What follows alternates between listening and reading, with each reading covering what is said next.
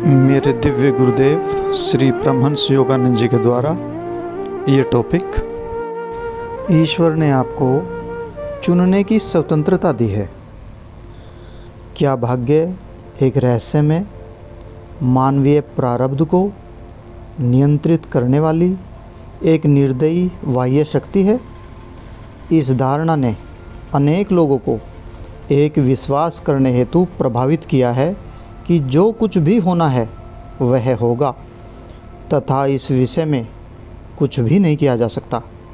भाग्य का अर्थ कुछ आदेशित वस्तु अवश्य है, परंतु वह स्वयं आपके द्वारा ही कर्म के सिद्धांत के संचालन द्वारा आदेशित है। ईश्वर ने आपको चुनने की स्वतंत्रता दी है कि आप कैसे कर्म करेंगे, परंतु कर्म का नियम उसके परिणाम को कर्म की प्रकृति के अनुसार नियंत्रित करता है। इस प्रकार प्रत्येक कर्म एक कारण बन जाता है जो कि किसी विशेष प्रकार के प्रभाव को उत्पन्न करेगा। जब आपने किसी विशेष कारण को प्रारंभ कर दिया है तो उसका प्रभाव निश्चित रूप से उस कारण के अनुरूप ही होगा।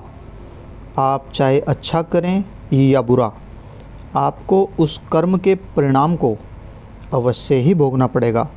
इस प्रकार दिन प्रतिदिन आप उन कारणों की रचना कर रहे हैं जो कि आपके अपने भाग्य को निर्धारित करते हैं। संभवतः प्रतिदिन आप रात्रि के भोजन की मेज़ पर बैठते हैं और कहते हैं, मैं थोड़ा और खाऊंगा। अपना भोजन समाप्त करने के पश्चात आप कहते हैं, मुझे इतना अधिक नहीं खाना चाहिए था। यही मानवीय स्वभाव है।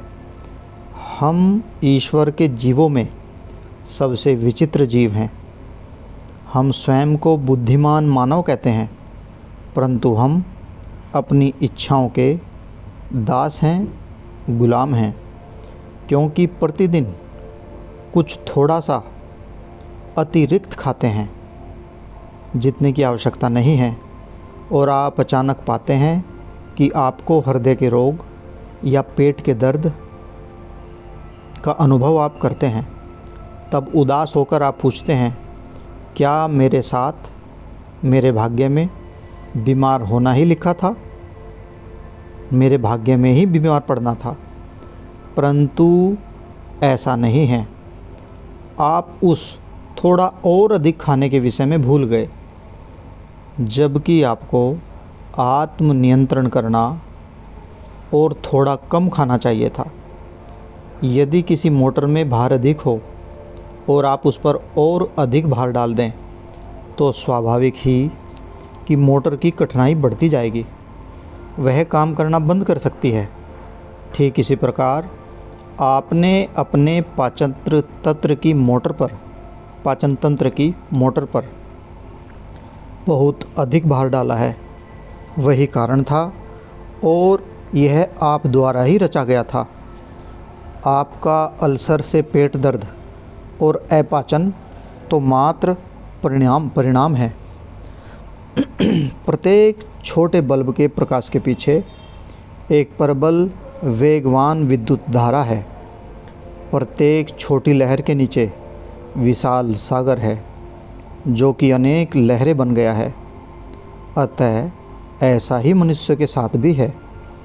परमात्मा ने प्रत्येक मनुष्य को अपने जैसा ही बनाया है और प्रत्येक को स्वतंत्रता भी दी है, परंतु आप अपने अस्तित्व के स्रोत को, सोर्स को तथा ईश्वर की उस अतुल्य शक्ति को भूल गए हैं जो आपका अंतर्निहित अंश अर्थात आत्मा है।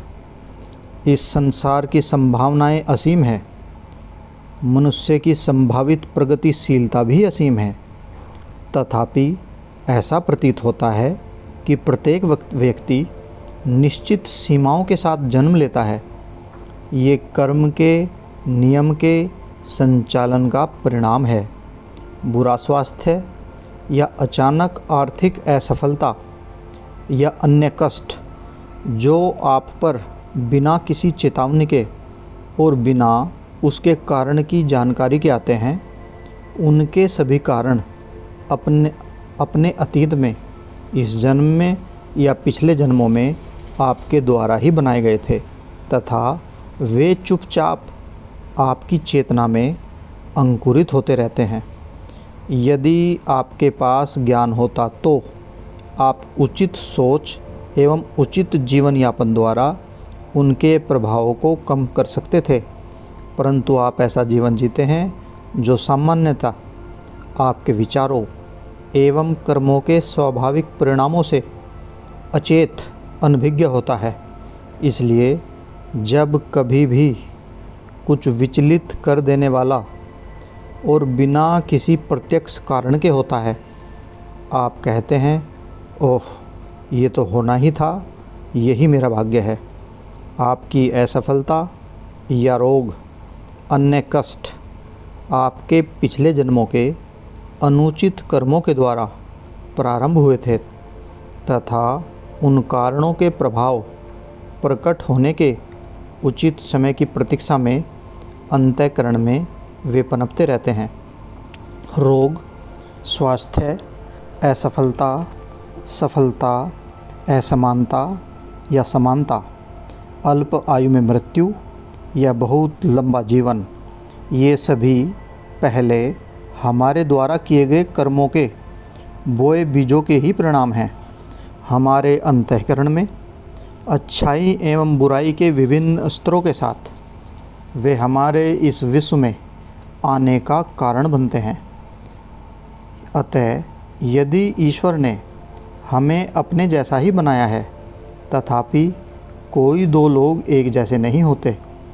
प्रत्येक ने अपनी ईश्वर के द्वारा दी गई स्वतंत्र चुनाव करने की प्रक्रिया को स्वयं को कुछ भिन्न बनाने हेतु किया है। यही कारण है कुछ लोग तुच्छ कारण से कष्ट भोगते हैं, अन्य थोड़ी सी उत्तेजना में क्रोधित हो उठते हैं, और कुछ ऐसे भी हैं जो बिना किसी आत्मनियंत्रण के अंतहीन रूप से खाते ही चले जाते हैं। क्या ईश्वर ने उन्हें उसी प्रकार बनाया है? नहीं, प्रत्येक व्यक्ति ने स्वयं को वैसा बनाया है जैसा वह अभी है। यदि जैसे हम हैं वैसा ईश्वर ने हमें मनमाने ढंग से बनाया होता तो इस विश्व को कोई न्याय नहीं दे सकता। मैं कभी कभी सोचता हूँ कि ईश्वर यहाँ मनुष्य के इस बड़े चिड़ियाघर को आश्चर्य से देख रहे होंगे, जो सिर दर्द या पेट दर्द या सदैव किसी परेशानी में पड़े रहने के लिए स्वयं ईश्वर पर ही दोष आरोपण कर रहे होते हैं। यदि आप किसी रोग, आर्थिक समस्याएं, भावनात्मक विक्षेपों से पीड़ित हैं तो ईश्वर या किसी अन्य व्यक्ति को दोष न दें। आप स्वयं ही अतीत के इस समस्या के कारण को रच चुके हैं और अब इसे उखाड़ फेंकने का और अधिक दृढ़ निश्चय अवश्य ही करना चाहिए।